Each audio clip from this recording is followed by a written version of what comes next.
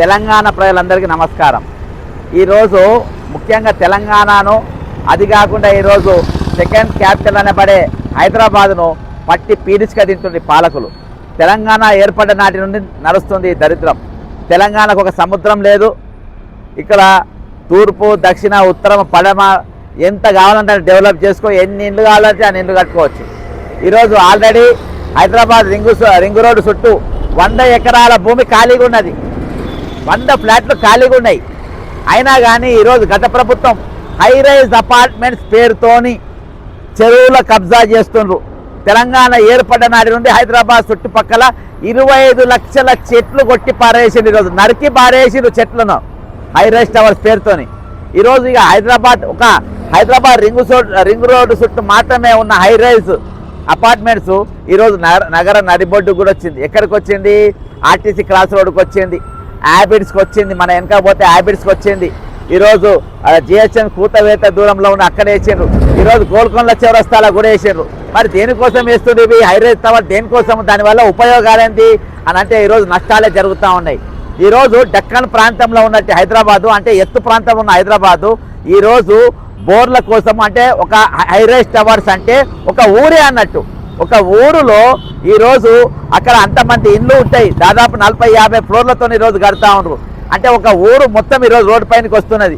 అంటే ఈ నగరంలో రోడ్డు 60 ఫీట్ల విస్తీర్ణంలో ఉంటుంది. మరి ఒకటేసారి అన్ని బండ్లు వస్తే ఏ విధంగా ఉంటాయి? మరి అంతమంది నీళ్లు దాయిపియాలంటే 4000 ఫీట్ల లోపలికి ఈరోజు కొడతా, అంటే ఎత్తు ప్రాంతంలో ఉన్నది ఈరోజు సీ లెవెల్లో కొడుతూ ఉన్నారు. కొట్టినా కానీ ఈరోజు నీళ్ళు లేని పరిస్థితి. అంటే ఈరోజు బోర్లు ఒక్క అపార్ట్మెంట్కు 4 బోర్లు 5 బోర్లు వేసినా పడతలేదు. పట్టకుంటే మళ్ళీ వేరే దగ్గర వేస్తుండ్రు.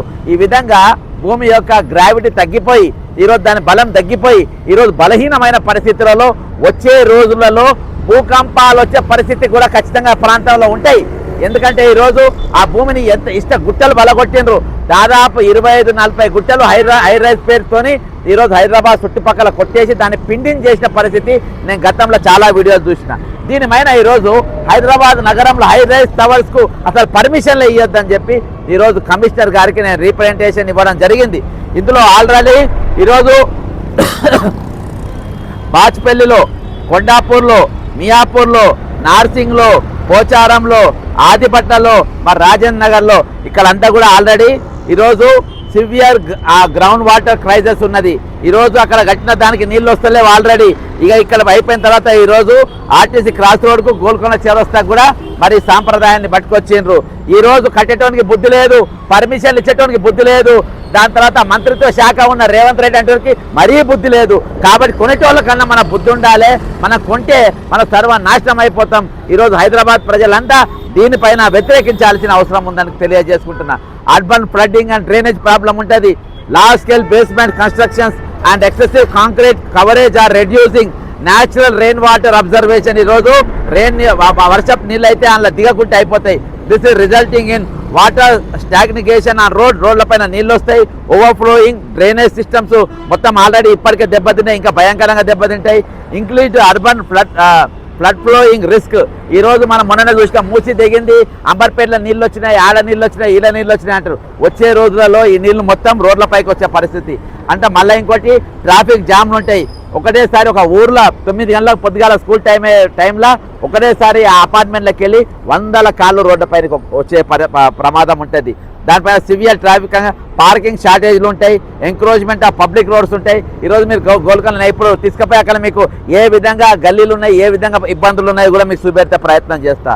Pressure on civic infrastructure, high rise building, massive electricity supply కావాలి, హెవీ ట్రాన్స్ఫార్మర్లు కావాలి, సివేజ్ ట్రీట్మెంట్ సిస్టమ్స్ కావాలి, ఫైర్ సేఫ్టీలు కావాలి. ఇవన్నీ ఉన్నాయా? 30వ ఫ్లోర్లో ఉన్నప్పుడు అగ్ని ప్రమాదం కలిగితే ఏ విధంగా కిందికి దింపుతారు? అగ్ని మాపక దళాలు కూడా ఏ విధంగా వాళ్ళని కిందికి దింపుతారు, ఏ విధంగా వాళ్ళు కిందికి వస్తారు? అంతేకాకుండా ప్రెజర్ ఆన్ సివిక్ ఇన్ఫ్రాస్ట్రక్చర్, ఈరోజు ఇవన్నీ కూడా ఉన్నాయి. ఎన్విరాన్మెంటల్ హీట్ హైలాండ్, ఈరోజు large concrete towers reduce green cover and natural air four. ఈరోజు చుట్టుపక్కల వచ్చే గాలిని ఈ పెద్ద టవర్స్ అడ్డుకునే పరిస్థితి ఉంటుంది. గాలి అనేది అటు ఇటు పోదు. ఆల్రెడీ హైదరాబాద్లో గతంలో ఊర్లలోకి వస్తే హైదరాబాద్లో చల్లగా ఉంటుంది అని ఇక్కడ ఉండి మంజీరా నీళ్ళు తాగి తెల్లగా అయిపోయేటోళ్ళు. అటువంటిది ఈరోజు ఎండవేడి తట్టుకోగలుగుతున్నామా? ఏసీలు లేకుండా ఉండలేని పరిస్థితి. అంతేకాకుండా ఈరోజు ఏసీలు వాడకం పెరుగుతుంది, మళ్ళీ పొల్యూషన్ అనేది భయంకరంగా పెరుగుతుంది. మరి రిస్క్ ఆఫ్ ల్యాండ్ సబ్సిడెన్స్ ఎట్లా అంటే excessive ground water extraction, combine with heavy construction load May weekend soil. ఈరోజు మట్టి అనేది మెత్తగా అయిపోతుంది. Stability over time especially in lake bed and weak soils. ఇక్కడ ఏ విధంగానైతే ఈరోజు మా ప్రేమావత్ ప్రెస్టేజ్ కట్టిన ప్రేమావత్ చెరువుల అక్కడ మొత్తం వచ్చే రోజులలో అవి కుంగిపోయే పరిస్థితులు ఉంటాయి, మునిగిపోయే పరిస్థితులు ఉంటాయి. వాసవి కోమటి చెరువుల పట్టిండు, అది కూడా బాచిపల్లి, అది కూడా అదే పరిస్థితి వస్తాయని తెలియజేసుకుంటున్నా. కాబట్టి వెంటనే ఇక ఇవి ఏవైతే పర్మిషన్లు ఇచ్చినాయి పర్మిషన్లు వెంటనే ఆపేయాలి. ఈ హై రైజ్ అపార్ట్మెంట్స్ అనేది పర్మిషన్ హైదరాబాద్లో కాదు, చుట్టుపక్కల ఎక్కడ కూడా ఇవ్వద్దు. మీరు కావాలంటే ఇండివిజువల్ అపార్ట్మెంట్స్ బదులు మీరు విల్లాలు కట్టుకోండి, పెద్ద మరి ఎంత కావాలంటే కట్టుకోండి. ఒక 5 ఫ్లోర్లు మినిమం మ్యాక్సిమం 10 ఫ్లోర్ల కంటే ఎక్కువ ఇవ్వద్దు. 10 ఫ్లోర్ల కంటే ఎక్కువ ఇస్తే భయంకరమైన సమస్యలు ఈరోజు ఉంటాయి. ఈరోజు కేరళలో సముద్రం ఉన్నా కానీ అక్కడ 15 ఫ్లోర్లకు మించిన అపార్ట్మెంట్స్ లేవు. నేను గతంలో చూపించిన. ఈరోజు బెంగళూరు సిటీలో కూడా ఎక్కడ కూడా 15 ఫ్లోర్లకు పైగా ఎక్కడ కూడా పర్మిషన్లు ఇస్తలేవు. ఈరోజు హైదరాబాద్ మాత్రమే ఎందుకు ఇస్తున్నారు? దీనికోసం ఎందుకు తెరదీసిండు? గతంలో కేటీఆర్ మొదలుపెట్టిన ఈ సాంప్రదాయాన్ని రేవంత్ రెడ్డి కూడా కొనసాగిస్తుండు. ఆయన కడితే తప్పు లేదంటే ఆ రోజు నువ్వే అడగలేదు భయ్, నేను అడిగినా. ఈ రోజు కూడా మేము అడుగుతున్నాం, కానీ ఈరోజు వీళ్ళ బుద్ధి వస్తలేదు. వీళ్ళ గడ్డి పెట్టాలంటే తెలంగాణ ప్రజలారా, హైదరాబాద్ ప్రజలారా, మీకు ఒకటే చేస్తున్నా, అక్కడ భద్రత లేదు. దయచేసి మీ దగ్గర దోచుకున్న డబ్బు ఉన్నది, మేము బ్లాక్ మనీ ఉన్నది కాదు, మేము కొనుక్కుంటామంటే మరి అట్లా కూడా కొనుక్కోకండి. అది కొనుక్కోవడం వల్ల ఇవాళ నష్టం తప్ప ఏం లేదని తెలియజేసుకుంటున్నా. జిఎస్ఎంసీ కమిషనర్ గారు మీరు వెంటనే ఈ హైరైజ్ టవర్స్ సాంప్రదాయాన్ని ఆపాలి. దీని మీద ప్రజా ఉద్యమం చేస్తాం, కోర్టులకు పోతాం, దీన్ని ఆపే తిరిగా చేస్తాం.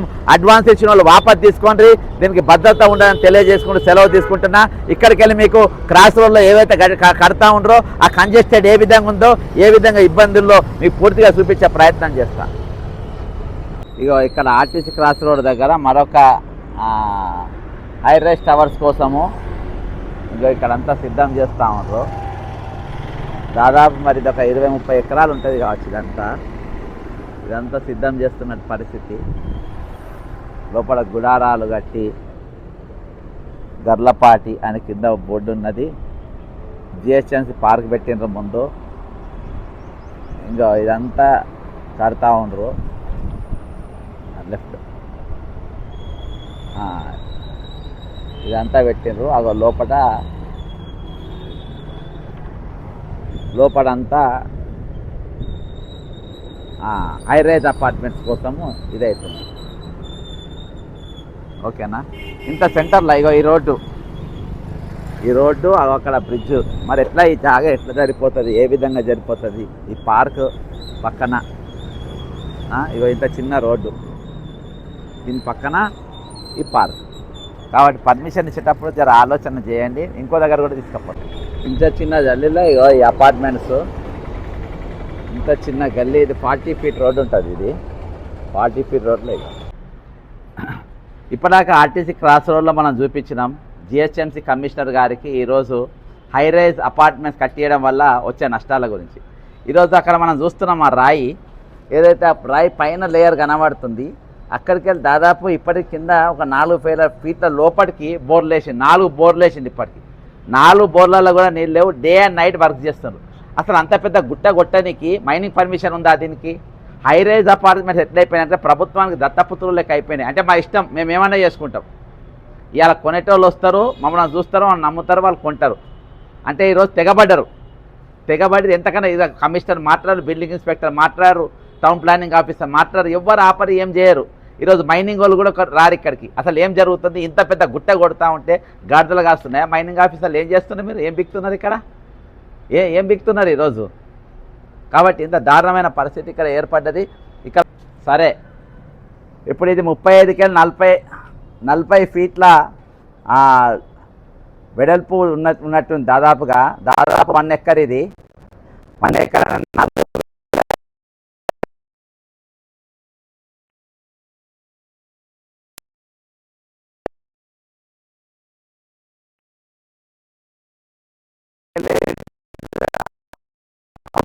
మధ్యలో 60